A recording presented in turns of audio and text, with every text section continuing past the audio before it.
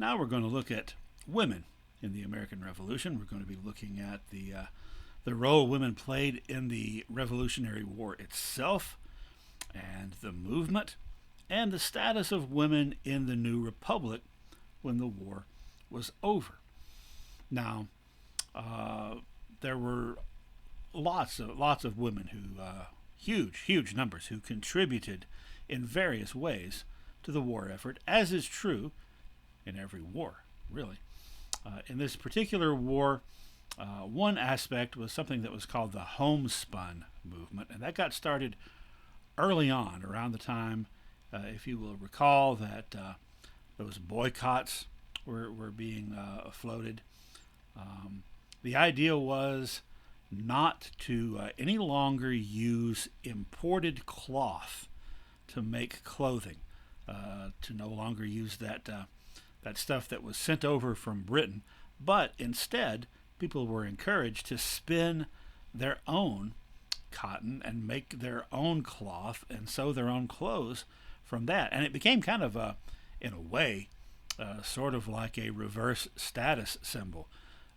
Even if you were a gentleman who ordinarily wore the finest suits, if you did that now, you would seem unpatriotic. And if you had just a little bit of a rough homespun element there, then that was showing you supported the patriotic cause. And of course, the spinning was not done by those gentlemen. It was done by women all throughout the colonies, spinning this cloth, spinning this cotton, making cloth, making clothing. Women played a large role, obviously, not just in making clothing for people to wear in civilian circumstances, but making military uniforms and making flags, which, they had to have a whole lot of flags.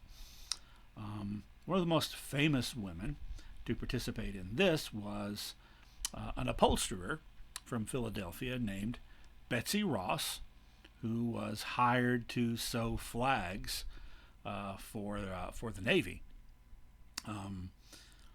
You've probably heard Betsy Ross in conjunction with creating the American flag. The story is that she made a suggestion to George Washington that the stars have 5 points instead of 6 because you can sew that more quickly and it's more efficient, and that she designed the whole thing. That story doesn't show up until 100 years after the Revolution in a book that her grandson wrote, making those claims, but there's really not any evidence, and most historians don't accept that as gospel. However, it is true that she sewed flags, as did a lot of other women. Now, other women got more directly involved, and we've talked earlier about this young woman, a 16-year-old girl, Sybil Ludington of New York, who made a similar ride to that of Paula Revere to warn that the British were coming to New York. Sometimes women were on the battlefield, and this led to the legend of Molly Pitcher. Molly Pitcher, coming from the idea that women would bring around pitchers of water to the men to drink, but also to cool down the barrels of their weapons and of the cannon. And there are two different women who are sometimes credited with being the original Molly Pitcher, and in reality, probably that legend drew from both these women and other women as well. Margaret Corbin was from New York. I think Margaret Corbin was from New York and Mary Hayes was from Pennsylvania. Margaret Corbin accompanied her husband onto the battlefield, she as a nurse, and he loaded the cannons, and when he fell, she took over the job of loading the cannon for the remainder of that battle. Mary Hayes did something very similar in the Battle of Monmouth. Corbin was in the Battle of in Manhattan, actually, where that happened. Um, Sometimes women were even more directly involved than that, in as much as some women hid their gender, disguised themselves as men, so they could join the army and fight. Now, in some cases, this was done due to claim a few cases to claim the financial bounty that was offered, and when that was discovered in a couple of cases, it was those women were not treated well. But the women who disguised themselves as men for the opportunity to fight for patriotic reasons were revered when their identities were made known. Now, Anna Maria Lane was from Virginia, and she actually joined with her husband. So husband and wife came to join up, wife disguised as a man, and they both fought together at several battles, including the Battle of Germantown. Now, by the way, several of these women wound up later getting military pensions for their service. But the first one to get such a pension was Debra Sampson of Massachusetts, who, like some of the other women, the woman that we just mentioned, Anna Maria Lane, and there were several other women who did this as well, disguised herself as a man, pretended to be a man, and joined the Massachusetts militia. Now, she not only fought in battles, she led raids. She led successful raids, captured large numbers of British soldiers, at one point was wounded by a saber gash across her forehead, another time was shot in the thigh with a musket, and she dug the bullet out herself. Finally, she got sick, which, by the way, in those times, sickness was in many ways a bigger threat to everybody involved in the military than the actual fighting. She got sick, lost consciousness at the hospital, and was examined by a doctor, and lo and behold, she, due to her sickness and her injuries, was given an honorable discharge and a full military pension. There are many other examples of women who didn't go to the battlefield but still fought the British in their own houses, and there are actually too many of these to list. Cases where women took the initiative and fought back against the British occupying their homes. Now, another way that women served during the war was as spies, and there were a lot of them. Here are just two examples. The first being Lydia Dara of Philadelphia. Lydia Dara was a Quaker and an immigrant from Ireland. Her whole family had come over. They had been in the colonies for about 20 years. And when Philadelphia was occupied by the British soldiers were quartered in the Dara household. And so she served them their food and eavesdropped on what they were saying. Now, the whole family was Quakers, and so they were all pacifists, except one brother who joined George Washington's Continental Army and was off serving with him. Well, what Dara would do is eavesdrop, find out the plans, and write them on tiny little slips of paper in a special shorthand that only members of the family knew. And then she would sew those little pieces of paper inside the cloth-covered buttons on one of her brother's coats, and then he would leave and go outside the city and get those messages to the other brother who was in the army. And on one occasion, she overheard the soldiers talking about a big surprise attack planned the next morning on Washington's forces outside the city. And so, at great risk to herself, she snuck out of the house. And then she made up a story that she was going to get some flour, and instead went in the other direction and got to Washington's lines and warned an American officer of what was coming, and so Washington and his army were prepared when the British got there. Anna Smith Strong was part of George Washington's spy ring in New York City. And what she would do is, this was a spy ring. There were several people involved. And when they discovered intelligence from the occupying British Army, they would make messages and drop them off in caves. There were 6 caves, which were numbered. Not like, with, painted on them so anybody could see, but, everyone knew that was involved. There was a number system for the caves. So, to get this information out,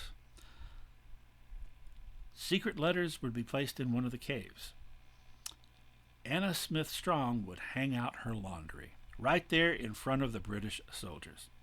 And if in her laundry she hung out a black petticoat, then the other American spies who were watching her laundry would know there was a message. And she would also hang out handkerchiefs. If she hung out 4 handkerchiefs, the message is in cave number 4. And that was never broken by the British.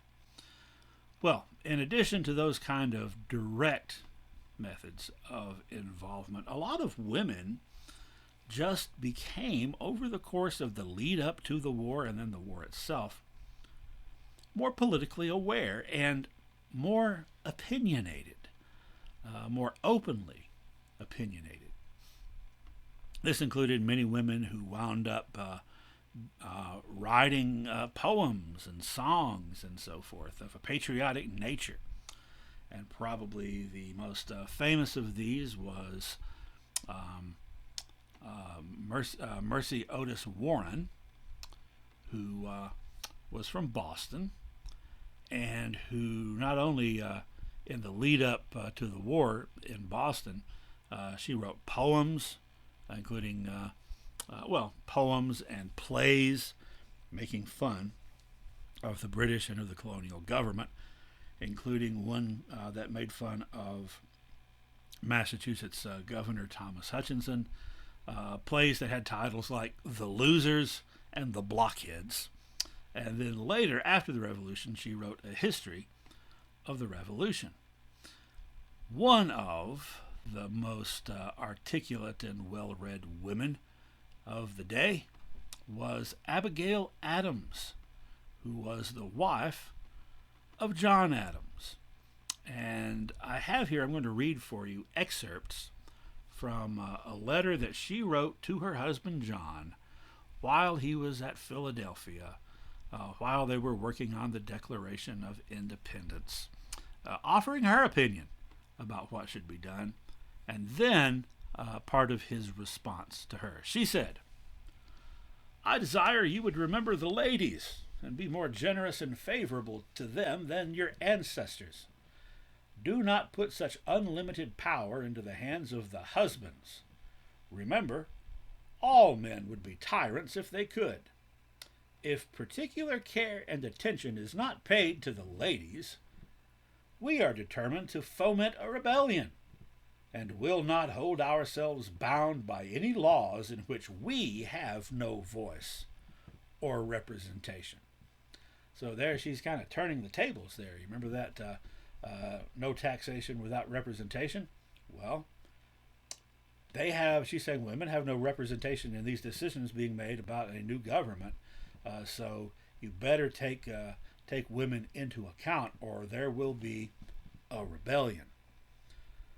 Well, her husband John responded to this. It doesn't sound like he was taking her real seriously, but he probably should have. He said, "As to your extraordinary code of laws, I cannot but laugh.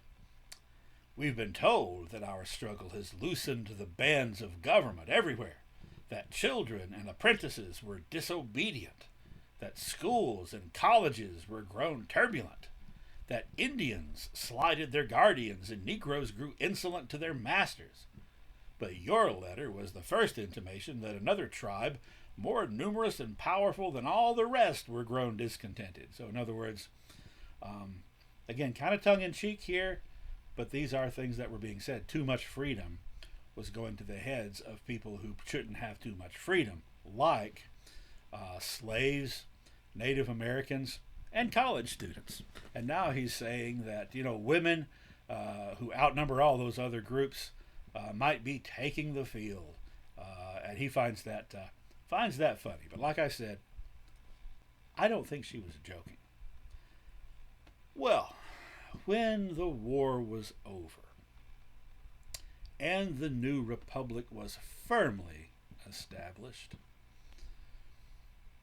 Abigail Adams did not get her wish, because really, women in the young United States of the late 1700s continued to exist within the legal status of their husbands, and before that of their fathers. So women had no legal identity of their own, really. Unless their father was dead and they were unmarried or a widower, they might then have claim to their own property. But this had been the case for centuries. It was the European tradition. It's why at a wedding, the bride, who has the same last name as her father, is given away by her father to her new master, her husband, whose name she now carries, right? Well, all that is symbolic. It was more than symbolic in the late 1700s. Women had very few property rights. They, of course, had no voting rights, although some of the early states did experiment with giving some women the right to vote. But that didn't last. Over time, though, after the war was over and the new country was getting on its legs, there started to be some changes in how women were treated. Now remember, in the lead up to the Revolution, we talked about this when we talked about the Great Awakening, about 3/4 of men in the colonies could read and write. Only about 1/4 of women could, because it was generally considered they had no business reading and writing. That would imply that they were thinking about something. Now, though, after the Revolution, with the new country established, women were more and more encouraged to have an education, to be able to read and write, to be able to have at least some basic knowledge of various different fields. However, that was not for the sake of improving the lives of women. It was not for the sake of protecting the rights of women. It was not for the sake of giving women more autonomy. It was this concept called Republican motherhood.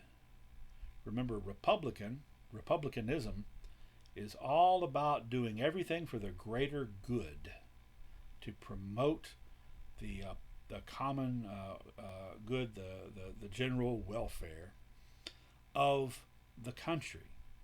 So women need to learn to read and write and be more educated so they can raise their sons more effectively to read and write and think and be educated, so their sons will be good citizens.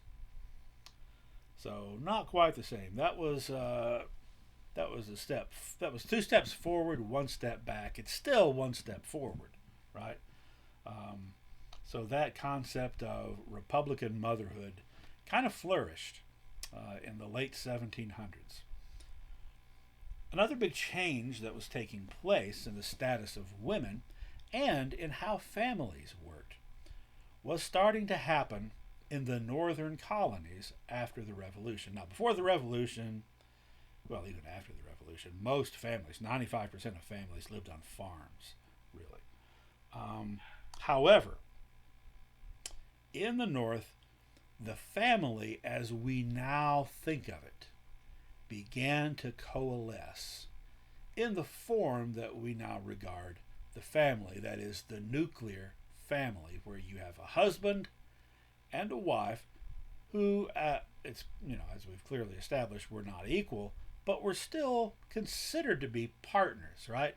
Husband is the senior partner, wife is the junior partner. So the husband and the wife who have mutual affection for one another. Not simply, arranged marriages, not simply marriages made for social or financial benefit, but because of, people loving each other, and then raising their children, without there being the really large extended families that had often been the case on farms.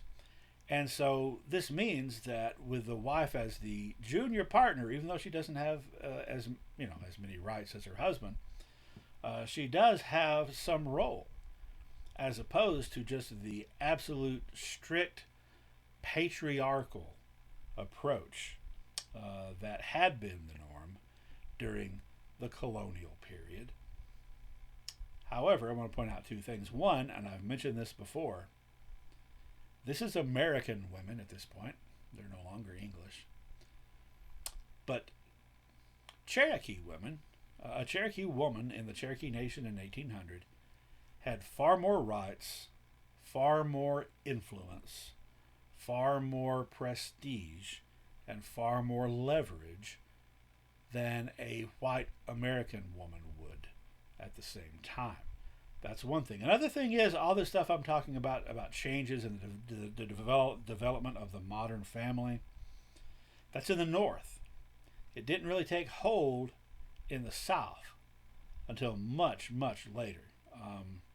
Being a Southerner, I can point this out. South is kind of slow to catch on to changes, social changes. So it took the South a whole lot longer. Some people might argue a couple of centuries. However, after this period, as in the North, these types of modern families are developing in the South, especially with families that own larger farms or plantations. It continues to be a patriarchal system. Patriarchal system named after, the patriarchs in the book of Genesis, like Abraham, Abraham, Isaac, and Jacob, in which, in this patriarchal system, the husband and father is it. He makes all the decisions. He is the ruler. And in reality, everyone else in the family, whether it be slaves in the South from the larger landowners, or children or even wives, are actually virtually, well, literally in the case of the slaves, virtually in the case of the wives, the property of the husbands. So that change will come more slowly.